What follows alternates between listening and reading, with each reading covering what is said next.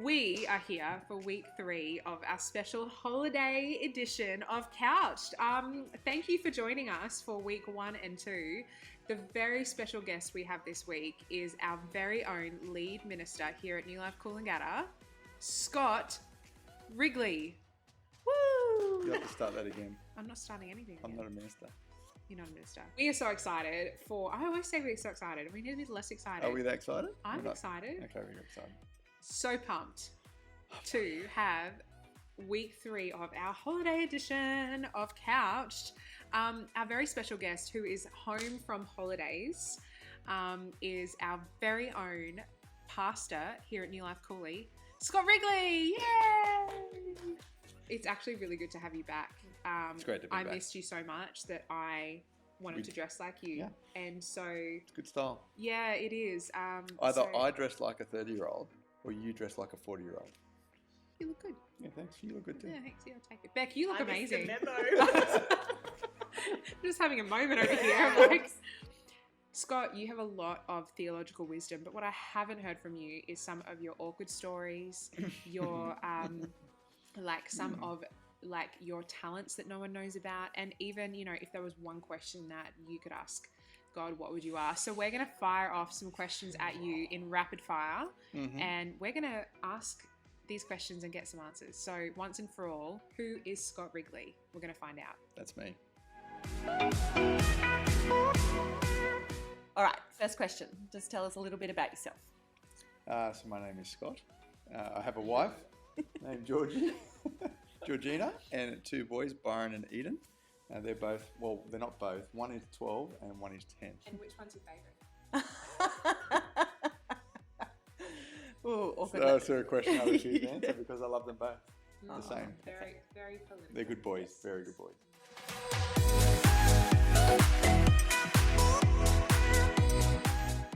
Bit different. A hidden talent. I have so many hidden talents. It'd be really hard to pick one. I don't have many talents at all. I can do trick shots. I like doing trick shots. You can. Yeah, like chucking things and trying to get them in.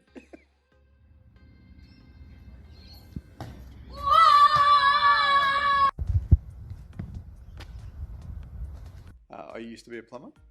So when I first left school at the age of 16, I did a plumbing apprenticeship. Nice. So that was cool. So I don't tell too many people that because they want me to come and fix their toilets all the time, which is gross. But also, one of the other things people don't know, well, many people know, is that I love KFC. Dirty Bird. We used to call it Dirty Bird. We still call it Dirty Bird, me and the kids. I've never had that before. Yeah, because it's like in Revelation where that angel gives John the book to eat. And he goes, it tasted like honey in my mouth, but it was bitter in my stomach. That's what Dirty Bird's like. It's like you eat it and it tastes so good, but then in your stomach later you feel crook. I love that you just linked KFC to the Bible. Yeah. Seriously. When I read that in Revelation, I'm like, I know how that feels, John. I know how that feels. KFC does it to me every time.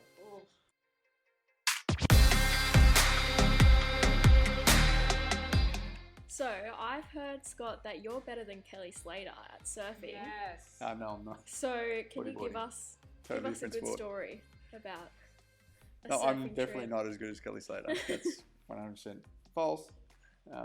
But I did travel for a few years surfing and competing in bodyboarding. One time we went over to Indonesia, and so I got this wave pulled in and didn't come out and got smashed and got pushed down into the reef. So I was stuck under there with my board, and I went to kick up and hit my head and went, oh my gosh, I'm actually in a little cave right now.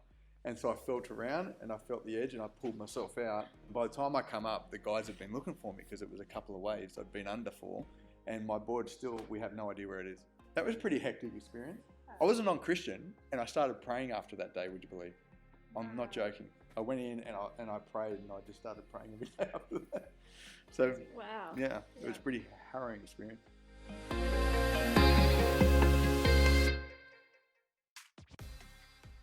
So what's one of your favourite things about our New Life community? I think one of my favourite things personally for myself is that New Life is essentially my family, because I have my real family, obviously, with my wife and kids and my mum and my dad and brothers and all that sort of stuff. But New Life is really my spiritual family. So I came to faith at New Life 9 years ago. So coming to faith and then having spiritual brothers and sisters and fathers and mothers inside New Life to help me grow in my spiritual journey has been really important for me. And I think, genuinely loving my brothers and sisters. So it generally feels like a family to me. Yeah. And I couldn't go without them.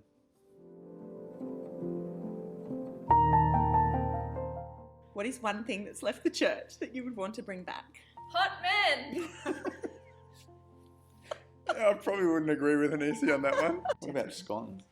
Scones. We can arrange that. Scones, jam and butter.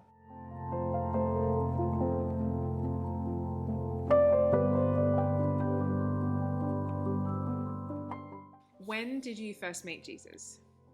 I first met Jesus approximately 9 years ago. So it was probably when's Father's Day? It's around September. Mm. Yeah, it was around Father's Day when Stu preached on a message on the Father's love. The 1st of September, I think, yeah. Yeah, Mm. and it was just about, didn't matter how far you went, he would always have you back. And I had 2 boys at the time, I still do, and I always thought to myself that God couldn't wait to destroy me Yeah. for all the stuff I'd done. And I just started coming to church, and I thought, well, it wouldn't matter how far my boys drifted or what they did. If they came back and said, Dad, I'm sorry, will you help me? I would help them in a heartbeat, Yeah, like right. 100%. So that really changed my understanding of who God was and that he wanted a relationship with me. So yeah, it was 9 years ago, Father's Day-ish time, and got baptized on Easter Sunday, 2011. Wow. New Life. Crazy. Yeah.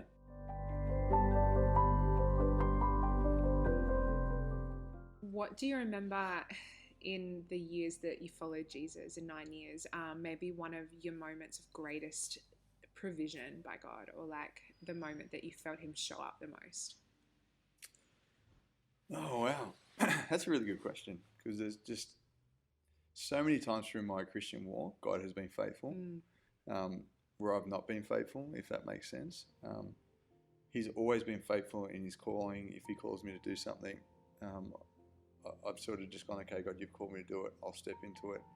Not being ready, not being equipped for that position or what he's called me to, but he's always been faithful. So I don't think I can pinpoint it to one day. It's just, when I look back, he's just so full of grace and mercy and faithfulness that I just can't deny him working in and through my life. It's just amazing. It just amazes me, seriously. Every time I think back of my last 9 years, of everything that's happened, with Bible college and everything, me starting Bible college, like I left school when I was 16, never done an assignment in my life. And he's helped me through that. I'm not like a, grade A student or anything, but he's got me through and he's been faithful in everything that he's called me to do. What is one question that you would ask God? Wow, that is, gosh, I need more than one question. Did Adam and Eve have belly buttons? That's actually really interesting. Yeah. Why are you so good to me? That's often a question I ask in prayer. Like, why are you giving me so much grace, and why are you so patient with me? Why, Yeah, I suppose. I know the answer. That's the problem.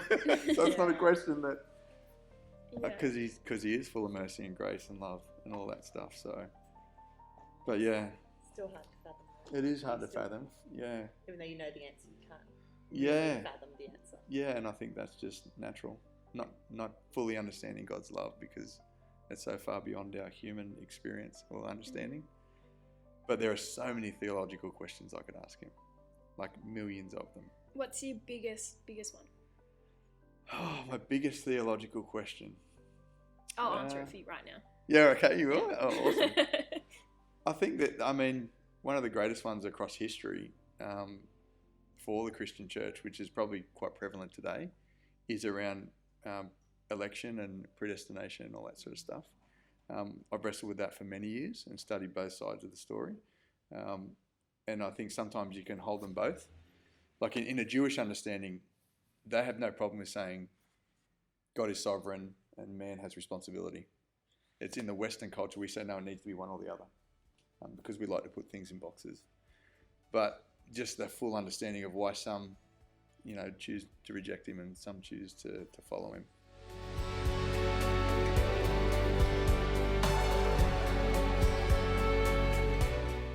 All right, so another couple questions for you, Scott. If you could tell people one thing about God, what would you tell them? Or maybe your younger self. Wow, my younger self. Yeah. Cool. That he doesn't hate you, that he loves you. Yeah, cool. And then his desire is a relationship with you. Yeah. It's that we would turn away from what we do, our sin, and turn to him and put our full faith and trust in him. I mean, that's the gospel, right? Yeah, But totally. I think so many people think that God hates them or that God is not for them. But, I mean, what we see on the cross is something totally different, that God is 100% for us, that he died for us while we were still sinners. So good. Yeah. That's awesome. Yeah. Simple but true. It is. It's so true, but it's so life-changing. Yeah.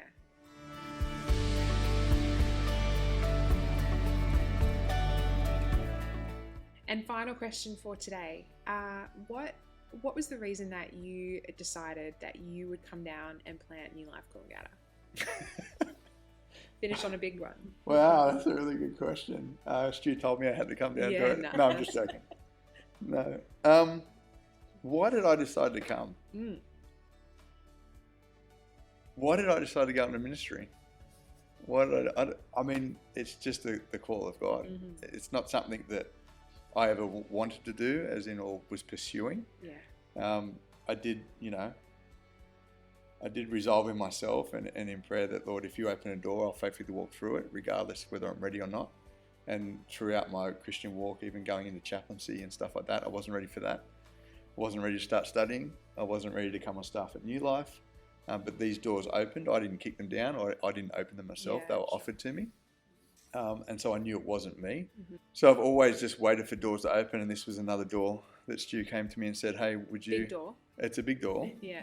Do you feel led to be, go down and plant New Life Cooley? And so it was just prayer and fasting, and I really felt the Lord say, this is another door I'm opening.